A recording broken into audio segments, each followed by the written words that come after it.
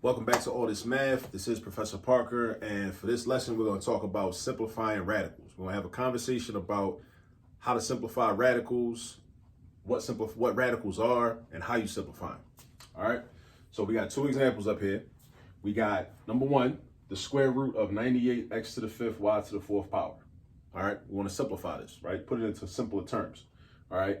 Where we take some of these terms out from underneath of the radical sign. All right. Number two, we got the cube root, that 3, right? That's the third root, which can also be called the cube root. So we got the cube root of 32 x to the fifth y to the fourth. All right. Now this looks difficult, but it's not though. All right. If you know how to do it. So I'm about to show you how to do it so you'll know how to do these problems whenever you see it. Now, what we're trying to do in number one is find any perfect squares that is underneath of this radical sign and pull them out of the radical sign. I'm gonna say it again. You're looking for perfect squares that are underneath of the radical sign. So out of this 98, this x to the fifth and this y to the fourth, you're looking for perfect squares. So you look at each term by term. So you got a 98. You say to yourself, is 98 a perfect square? It's not, because you know 81 is a perfect square and 100 is a perfect square. 9 times 9 is 81, 10 times 10 is 100. It ain't no whole number in between 9 and 10. So you know 98 is not a perfect square. All right. It also helps if you have all the perfect squares memorized to do problems like this. So what you would do is you can see if you could break 98 down. When I say break it down, I mean factor it. Factor it into two numbers multiplied by each other, right? So like 98 times 1, but that ain't going to help you. Don't do 98 times 1 because that's not going to help you, because even though 1 is a perfect square, if you pull 1 out, you still got the 98 in there, all right? So what you're going to do here in these problems is you want to break the number down, the coefficient of the variables. You want to break that down into two factors where one of the factors is a perfect square. All right, if possible. If it's not possible, then you can't break the number down. There's no point to break the number down. You just leave it alone. But if that number has a factor, so you got to understand factors too. You got to already bring that to the table. You got to already understand how factors work, how to find factors. So if this number has a factor that is a perfect square, you want to break that number down into a pair of factors where one of them is a perfect square. So watch this. And actually, for the first one, you know what I'm going to do? I'm going to do the next step, and then I'm going to explain it after I do it.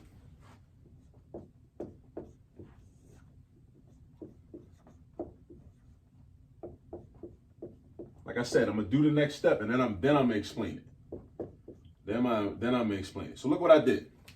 All right? Check this out. So this started out as the square root of 98 x to the fifth y to the fourth. Now look what I got. I got the square root of 49 times 2 times x to the fourth times x to the first times y to the fourth. Whenever you're looking at a math problem or doing a math problem, or if you're sitting in class copying notes down, right, and your teacher or your professor's at the board doing a problem, you want to always look at a math problem like a story, because every math problem is a story, right? Inevitably, every math problem is a story, right? It starts out, an original problem, and then you go through a series of steps or a series of scenes, right, where the problem develops and then gets simplified.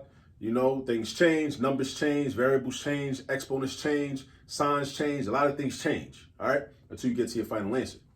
Now, you should be asking yourself, what happened to the 98? Well, I broke the 98 down into 49 times 2. Now, why though? Why did I do that, right? Always understand why. If you understand why in math, then it'll be easy to understand the steps. It'll be easy to memorize the steps if you understand why you do the steps. Why I broke this 98 down into 49 times 2 is because when I'm simplifying a radical, I'm trying to take the square root of anything that's under here. I'm trying to take the square root of anything that's under here. I don't want to take the square root of 98 because it's not a perfect square. I want to take the square root of perfect squares. And 49 is a perfect square because I know that 7 times 7 is 49. So I break 98 down into 49 times 2. So that way, this 49 can come out. If you think of the radical sign as a house, you're looking for things that can come out the house. All right. Only perfect squares come out the house. All right. Because we're looking for the square root. Only perfect squares can come out the house. So the 49 can come out. 2 is not a perfect square. 2 can't come out. 2 got to stay in the house. X to the fourth is a perfect square. You know why? Anytime you have a variable, or it could be a number, right? But in this case, we're dealing with a variable. Anytime you have a variable that has an even numbered exponent, that is a perfect square. That is a perfect square. And when it comes out, this is what it's going to come out as. You're going to take the exponent and divide it by 2. Again, when you take the square root of a variable that's got an even numbered exponent, when you simplify it and take it out of the radical sign, you're gonna take the exponent and divide that exponent by 2. So you say, well, what's 4 divided by 2? It's 2. So when this x to the 4th comes out, it becomes x to the 2nd. And let me see, this is what I should have did with the 49. When the 49 comes out, that means you take the square root of 49, which is 7. So when that comes out, it's a 7. X to the 1st can't come out. You know why? Because it doesn't have an even numbered exponent. Only terms that have an even numbered exponent can come out. And that even applies to the 49, because we could have thought of it like this. You could think of 49 as the same thing as 7 squared. And 7 squared has an even numbered exponent. The little 2. The little 2 is an even number. So then you say, okay, well, if it comes out, then what do you do with the 2? Well, you divide the 2 by 2. Because like I said, just like with x to the 4th, when you take the number or the term out, you got to take the exponent and divide it by 2, right? So if this was 7 squared, I would do 2 divided by 2, which is 1. That's how I get 7. Because 7 to the 1st power is the same thing as 7. Or you could just take the square root of 49. So you got options, right?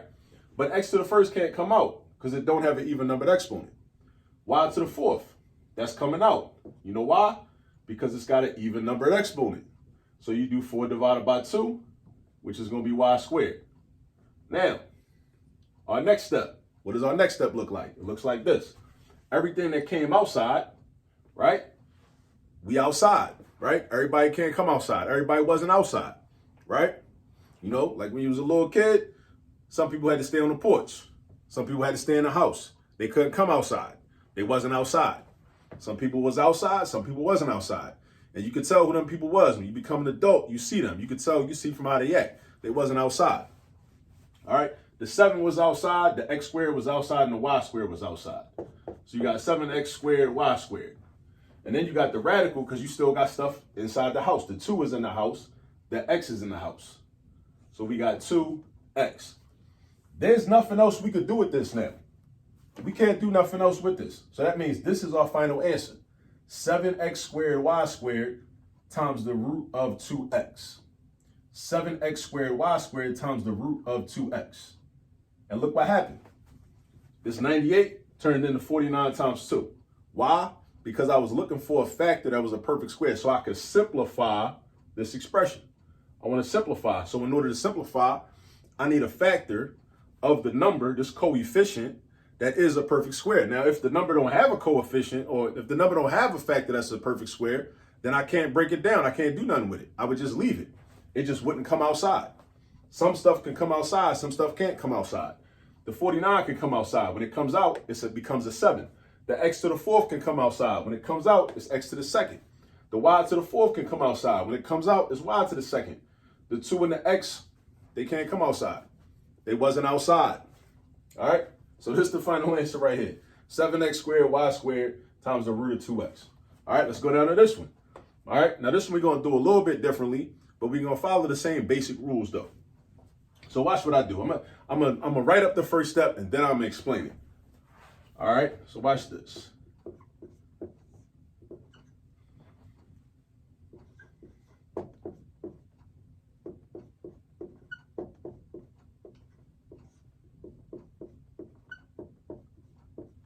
All right, watch what I did. All right, let me explain what I did. What happened to the 32? I switched up the 32 to an 8 times 4 because 8 times 4 is 32. Now, all I need is 2 factors of that number to break it down. But notice I didn't do 16 times 2. Notice I didn't do 32 times 1 because I'm looking for a cubed root. A cubed root. So that means I'm looking for a factor of 32 that is a perfect cube. So I know my perfect squares. We dealt with perfect squares in number 1. But now we're dealing with perfect cubes. I need perfect cubes. I know that 8 is a perfect cube because I know that 2 times 2 times 2 equals 8. 2 to the 3rd power is 8. That means 8 is a perfect cube. So that means 8 can come outside. So 8 be outside. So when 8 comes out, it turns into a 2 because 2 to the 3rd power is 8. 4 can't come outside. because 4 is a perfect square, but we ain't dealing with perfect squares in number 2. We dealing with perfect cubes. So 4 can't come outside. X to the third. Notice what happened to the x to the fifth, right? Well, notice what happened to the x to the fifth. You know what? I didn't explain that in example 1. The x to the fifth, I broke that down into x to the fourth times x to the first. Why did I do that? So that I would have a perfect square, right?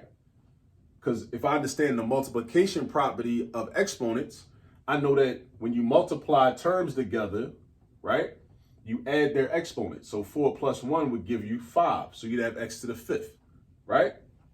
Now, same thing here, x to the fifth. I'm not looking for a perfect square. I'm looking for a perfect cube. So I'm going to break that down into x to the third times x to the second, right? Because x to the third is a perfect cube because it's got an exponent that's divisible by 3. It's got an exponent that's divisible by 3. Just like up here. The reason I told you that when we was dealing with number 1, any variable that's got an even numbered exponent is a perfect square is because any even number is divisible by 2. Any even number is divisible by 2. So if I'm looking for, because that's a divisible 2 right here, right? Whenever there's no symbol, no number written right here in the index space, that means we understand it to be a 2. All right? That's something you got to memorize. So here, we're looking for the cubed root or the third root. So we're looking for, so any variable that's got an exponent that's divisible by 3, right? So you got to understand divisibility, right? Any variable that's got an exponent that's divisible by 3 is a perfect cube. So this x to the third is a perfect cube because 3 divided by 3 is 1. So this x to the third can come outside. And 3 divided by 3 is 1, so that's just x. X squared can't come out because 2 is not divisible by 3. So you got to leave the x squared inside of it. Then you go to the y to the third. That's a perfect cube because 3 is divisible by 3. So the y comes out, turns into a 1. This y to the first, it can't come outside. It's not divisible by 3. So you got to leave it in there. So look, this is what we're going to have. The 2, the x and the y go together, 2xy times the cube root of everything that can't come outside, right? So the 4 got to stay in the house. The x squared got to stay in the house. The y got to stay in the house. And we can say y to the first, but we don't need to say y to the first. All right, so I got 4x squared y. All right, and this is our final answer. There's nothing else we could do with this, right? We can't simplify this no more.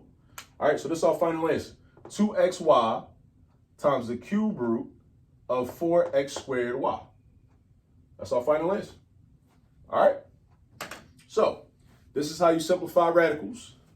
All right, remember, you want to break the terms down into perfect square factors. So with 98, right? 49 times 2. Right? 49 times 2. 49 is a perfect square. That's why I chose to break 98 down into 49 times 2. I could have broken it down into other factor pairs, but I need to make sure that one of my factors is a perfect square. So that's why I chose 49 times 2. I broke x to the fifth down into x to the fourth times x to the first. Why? Because I wanted a perfect square factor.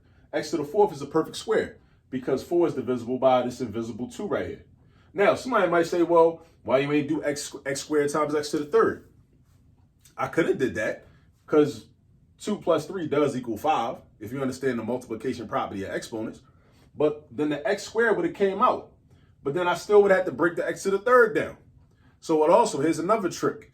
It also behooves you to pick the biggest perfect square exponent. So instead of doing x squared times x to the third, do x to the fourth times x to the first.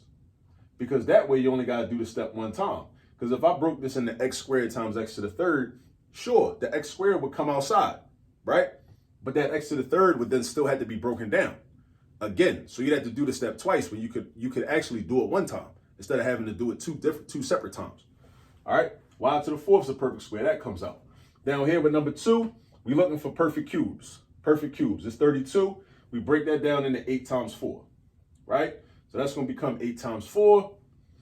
And because 8 is a perfect cube. So you got to know your perfect cubes also. You got to know that 1 to the third power is 1. 2 to the third power is 8.